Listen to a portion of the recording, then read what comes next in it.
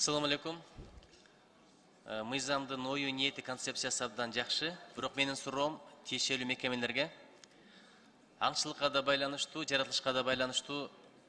Кийинки мезгилдерде аюулар аябай көбөйдү.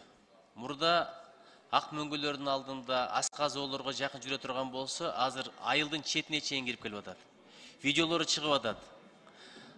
Малга кол салып атыптыр. Өткөндө алайдын Бүлөлүү айылынын четине чейин кирип келген экен, адамдар араңдан зор окутулуптур. Атканга болбой өтүп кызыл китепке киргизилген. Бирок ошол эле мезгилде малга зыян тийип атат, жанга зыян тийип атат. Эртең бирсү күнү бир үй бүлөнү келип кырып, тыйпылын чыгарып кетсем эмне кылабыз? Ушунун бир жол жоболору барбы? Ушул боюнча сиздердин оюңуздар, пикириңиздер, саясатыңыздар, чечимиңиздер кандай? Жаратылыш устары экология техникалык көзөмөл министрлигинин орун басары Кубат Касейинов.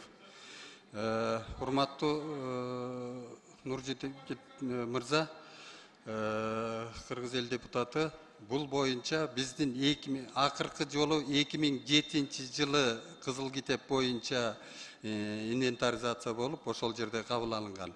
Андан кийин учурда азыр мына жакын арада алып келип, ошону эретке келтиребиз деген пикир бар. Туура айтасыз, бул эми кызыл китепте болгондон кийин аюуну аяр мамиле кылып деп жерлердин баарында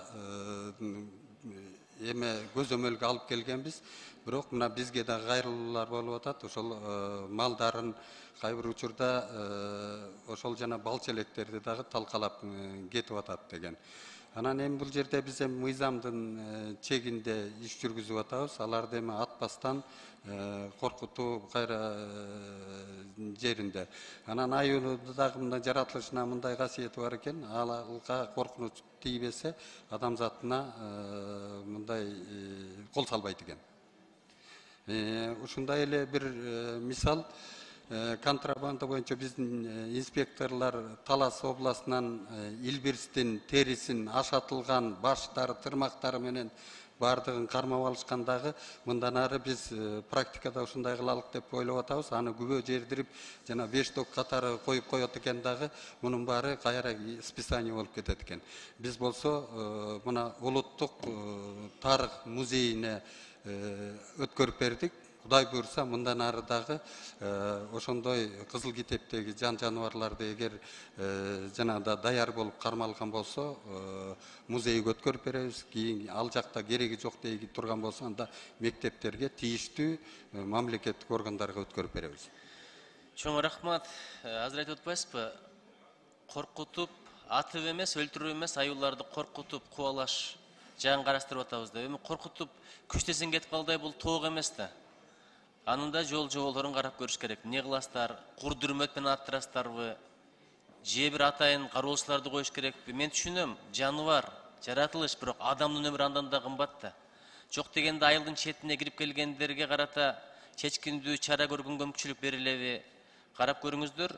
Анан кийин айтпай атпайсызбы? Адам өзү тийишпесе аю тийбейт экен деп. Кыргызда бир сөз бар, итти каппайт дебе дегенчи. Бул жырткыч. Ал сурап отурбайт. Анын да маанайы бар, анын дагы бир акыбалы болот.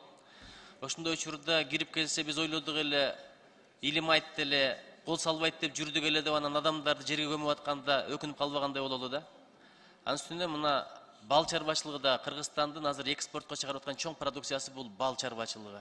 Алар талкалап атса, адамдын малы бар, жаны бар, аларга бир зыян тийип атса, бир карап көрүңүздөрчү. Карап көрүңүздөр. Мен да жаныбарларды аябай коргойм, жаратылышты аябай коргойм, бирок адам өмүрү андан да кымбат. Ошону айткым келип атат. Ансыз деле көп эл эмеспиз. Биз азыр бир адам өмүрү ушунчалык кымбат. Мага койсо эң чоң идеология ушу элди журту кантип көбөйтүш керек, ушул жагында иштемекмин да. Рахмат.